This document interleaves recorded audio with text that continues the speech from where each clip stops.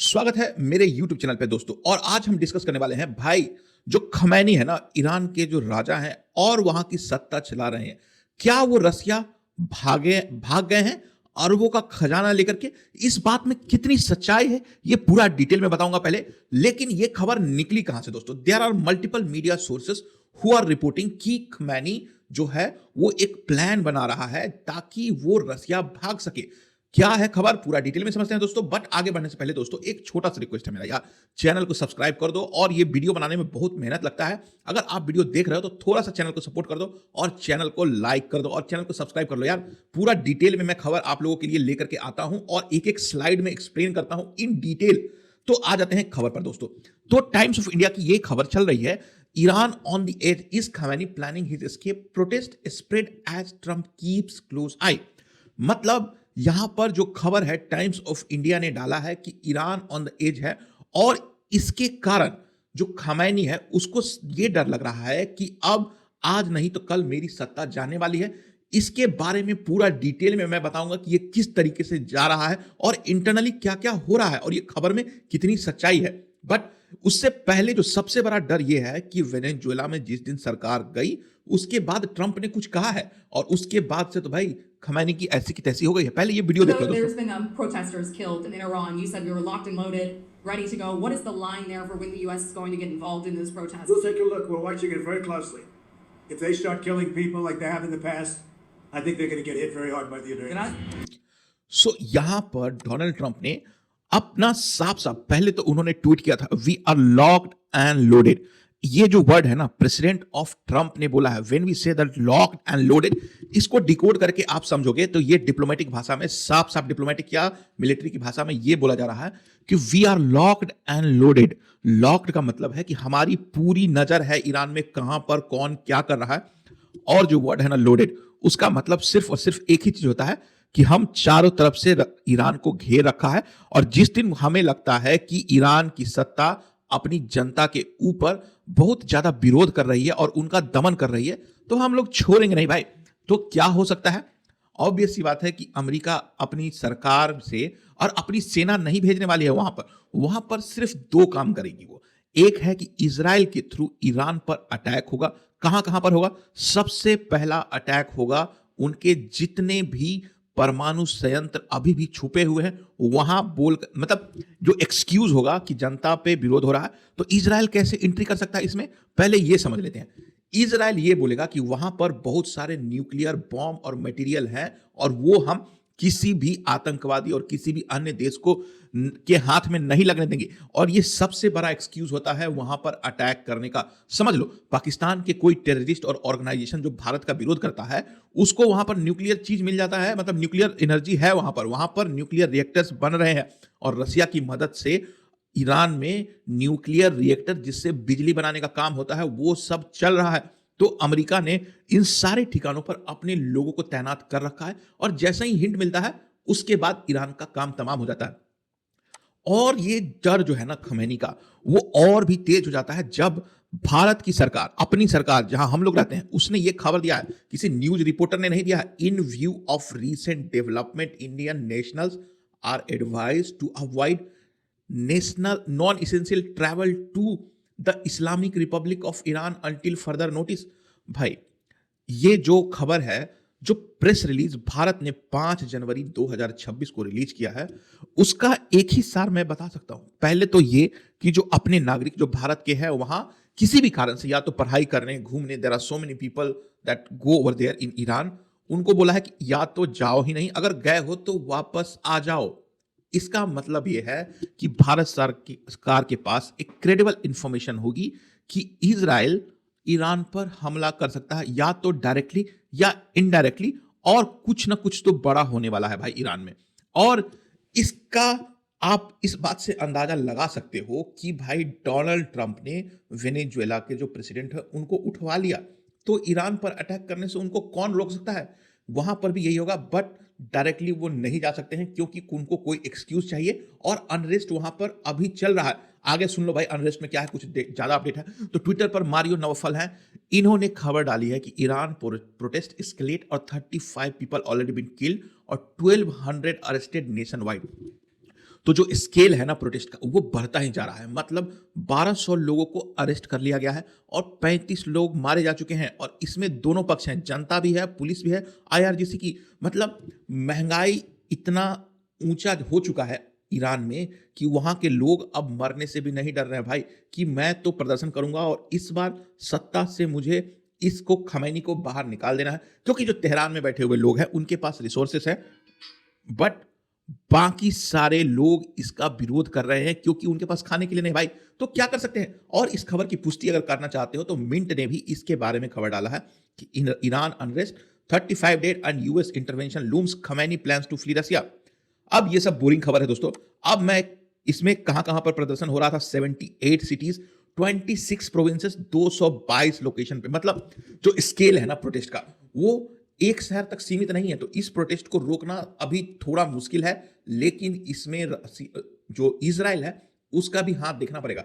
अब जो मेन खबर है ना भाई खमैनी के बारे में, ये खबर उड़ते उड़ते कैसे मिली है मुझे वो बता देना चाहता हूं। जो खमैनी है उन्होंने अपने फैमिली के जो मेंबर हैं, मतलब पहले तो ये समझ लो कि जो बहुत सारे फैमिली मेंबर हैं ईरानियन एलीट के, बहुत सारे लोग यूएस में रहते हैं, कनाडा में रहते हैं और plan B official securing safe houses abroad. अभी से ही ये लोग अपना जो खबर है वो साफ साफ यही बता रहा है कि जिस तरीके से प्रोटेस्ट स्टार्ट हो रहा है उसके बाद वहां पर जितने भी मिलिट्री लीडर हैं और सत्ता में बैठे हुए लोग हैं अपना सेफ हाउस तलाश करना स्टार्ट कर दिया भाई। क्योंकि उनको पता है एक बार सत्ता जाएगी उसके बाद क्या होगा इनको भी नहीं पता है।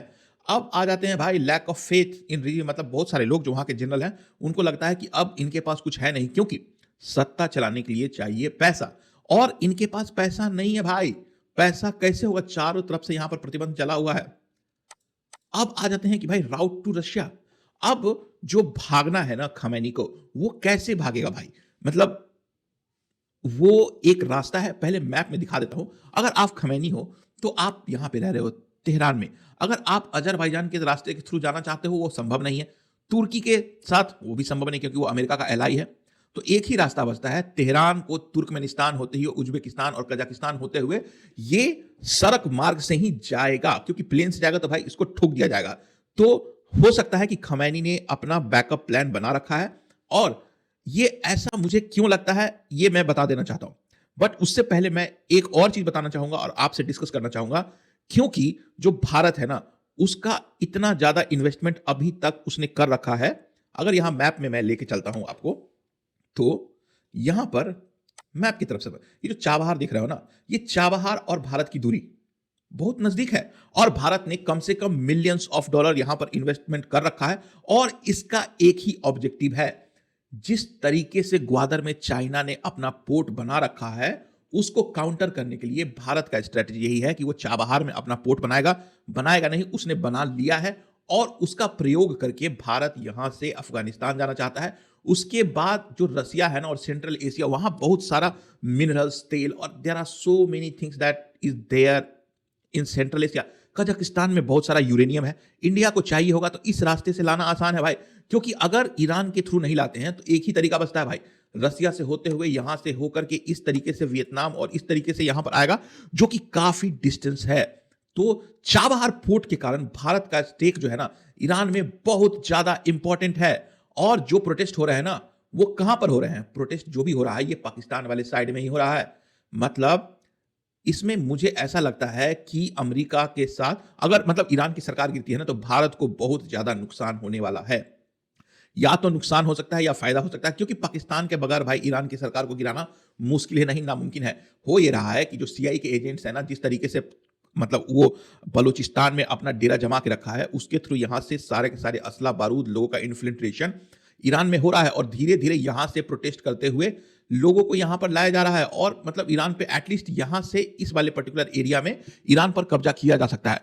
जो भी हो दोस्तों, भारत को इससे ज्यादा नुकसान होगा। आप अपनी राय कमेंट में लिख करके बताइए। अब आ जाते हैं भाई खमैनी के बारे में। खमैनी के बारे में भाई द स्टेट एम्पायर। तो खमैनी के बारे में यह बताया जाता है कि उसके पास जितना भी ईरान में बिजनेसेस है ना, सबको कंट्रोल करता है कौन? Khamenei. Billions of dollar in real estate, oil and telecom, लगभग ईरान के जितने भी चीज है सब पर कब्जा है और सारा का सारा पैसा खमैनी के एसेट्स को नर्चर करने में लगता है। अब क्या हो रहा है, ये खबर इसलिए इंपॉर्टेंट हो जाता है क्योंकि जो भी पैसा खमैनी का था ना उसको लिक्विडेट किया जा रहा है, क्योंकि ऐसे ही अगर भाग के तुम रसिया जाओगे तो वो क्यों तुमको रखेगा भाई, क्योंकि स्ट्रैटेजिकली कोई इंपॉर्टेंस नहीं रखता है। तो इन्होंने क्या किया है, अपने जितने भी रियल एस्टेट और ऑयल के सामान है क्रिप्टो में, सारे पैसों को ये लोग लिक्विडेट कर रहे हैं। और ये अंदर ही अंदर खबर आ चुकी है कि अब खमैनी यहां से भागने वाला है। और ये कंपैरिजन भी करना बहुत इंपॉर्टेंट हो जाता है भाई। 1979 में सेम प्रोटेस्ट हुआ था, खुमैनी ने कराया था, खमैनी नहीं, अभी जो राजा है उसका नाम है खमैनी। पिछली बार जो प्रोटेस्ट हुआ था 1979 में, वहां के राजा के खिलाफ जो शाह था वो भागा था 1979 में। उस समय भी इसी तरीके का पॉपुलर अपराइजिंग हुआ था, उसके बाद शाह को वहां से बेदखल कर दिया गया था। 2026 में शाह बदल गया है, शाह की जगह सत्ता पर कौन बैठा हुआ है, खमैनी। और ये जो सो कॉल्ड सुप्रीम लीडर है ये अब भागना चाहता है, क्योंकि प्रदर्शन अब इसके हाथ में नहीं है। स्केप लोगों का मतलब कितने लोग जा सकते हैं, तो इंटरनली जो 20 लोग हैं खमैनी के, 20 से ज्यादा लोग भी हो सकते हैं, लेकिन फ्यूअर देन 20 पीपल वो सुप्रीम लीडर के साथ अपना प्लान बनाकर रेडी हैं। जैसे ही उन्होंने अपने पैसे को निकालना स्टार्ट कर दिया, खबर आ गई कि अब सत्ता में ज्यादा दिन ईरान में नहीं रहने वाला है। और जिस दिन इजराइल ने हमला किया ईरान पर, और वो करेगा, वो जरूर करेगा न्यूक्लियर बॉम्ब के नाम पे, ताकि ये आतंकवादियों के हाथ में नहीं चला जाए, ये होने वाला है। और ट्रंप ने डायरेक्ट संकेत दे दिया है। और जो एक और चीज है कि भाई खमैनी जो है ना वो राजा है और वो रिलीजियस लीडर है, उसका जो बेटा है मुज्तबा खमैनी। तो अभी क्या है कि जो खमैनी की सरकार है वो मतलब चेंज हो सकती है, क्योंकि इंटरनल पॉलिटिक्स भी चल रहा है, क्योंकि खमैनी अपने बेटे को सक्सेसर बनाना चाहता है। उसके खिलाफ लोग इतने हैं, इसलिए जो इंटरनली ईरान में प्रोटेस्ट हो रहा है ना, उसमें यह भी बताया जा रहा है कि इजराइल ने अपने पेरोल पर वहां के जितने भी जनरल्स होते हैं उनको रखा हुआ है और उनका समर्थन है। तो आज नहीं तो कल या तो ईरान की सरकार IRGC खुद ही अपना सत्ता परिवर्तन कर देगी, या फिर खमैनी को मार दिया जाएगा और वो चले जाएंगे। और डेज आर नंबर्ड। अब देखना है कि ये किस तरीके से होता है। एसेट का लिक्विडेशन हो रहा है, ये बता दिया हमने। प्रिपरेशन आर अंडर पे सिक्योर्ड ओवरसीज एसेट्स, तो खबर अंदर ही अंदर आ रही है और इसी को मीडिया ने पिक किया है। और इसके बाद ही और जो टोटल वेल्थ है ना भाई, 95 बिलियन डॉलर से भी ज्यादा का एसेट है इनके पास। तो भागेंगे तो ये सब ईरान का पैसा ले करके या तो प्राइवेट जेट में जा सकता है, बस के थ्रू जा सकता है, या फिर कोई भी अदर रीजन से ये जा सकता है। तो खमैनी तो चले जाएंगे भाई। अब हम लोग आ जाते हैं भैया कि इजराइल जो है ना, ये ईरान पर कब हमला करने वाला है, ये आप अपनी राय कमेंट में लिख करके बताइए। और जिस तरीके से भारत ने अपना जो प्यारा भारत है उसकी सरकार ने एडवाइजरी जारी करी है, उसके बाद से ये क्लियर है, क्योंकि भारत और इजराइल के संबंध बहुत अच्छे हैं। और इजराइल ने इंटरनली आपको जो अपना सरकार है भारत का, उसको बता दिया है कि आज नहीं तो कम से कम 1 महीने के अंदर ईरान पे वो डायरेक्टली इन्वॉल्व होने वाले हैं और अटैक करने वाले हैं। इसीलिए अपने नागरिकों को बाहर निकाल लीजिए। उसके बाद दूसरा संकेत वहां से आता है कि जब डोनाल्ड ट्रंप साहब ने ये बोल दिया है कि we are locked and loaded. और कहां कहां से हमला हो सकता है दोस्तों, पहले तो यहां कतर, यहां पर अमेरिका का बहुत बड़ा बेस है। उसके बाद है भाई इजराइल डायरेक्टली यहां से अटैक कर सकता है। इराक में भी अमेरिका का बहुत बड़ा एम्बेसी है और यहां से भी अटैक किया जा सकता है। तो समझ लो कि चारों तरफ से घेर लिया गया है। पाकिस्तान को भी अपने अंडर में कर लिया है भाई। अभी जो भी लंच हुआ है आसिम मुनीर के साथ, वो किस लिए हुआ है? क्या वो गाजा में जो पाकिस्तानी आर्मी है उसके लिए हुआ है? वो तो है ही, साथ साथ पाकिस्तान का प्रयोग करके ईरान को डीस्टेबलाइज करना। क्योंकि जितना बड़ा बॉर्डर इराक में है ना, तो इराक की साइड से करना थोड़ा कठिन है, क्योंकि इराक भी शिया बहुल देश है और ईरान भी शिया बहुल देश है। तो यहां पर मतलब थोड़ा सा प्रॉब्लम होता है। लेकिन पाकिस्तान जो एक टेररिस्ट कंट्री है और जो वहां की आर्मी है, उसको भाई 2 बिस्कुट मिला है और पैसे दिए गए हैं कि भाई आपको ये काम करना है। तो अमेरिका ने अपने जो एसेट्स है उसको यहां पर डिप्लॉय कर दिया है और पाकिस्तानी आर्मी को लेकर के यहां पर कुछ ना कुछ तो खेला होने वाला है दोस्तों। ये आज का वीडियो मैं बना रहा हूं दोस्तों। और मेरा एक छोटा सा रिक्वेस्ट है, अगर यहां तक पहुंच गए हो तो मेरे चैनल को सब्सक्राइब कर लो। और वीडियो देखने के लिए धन्यवाद।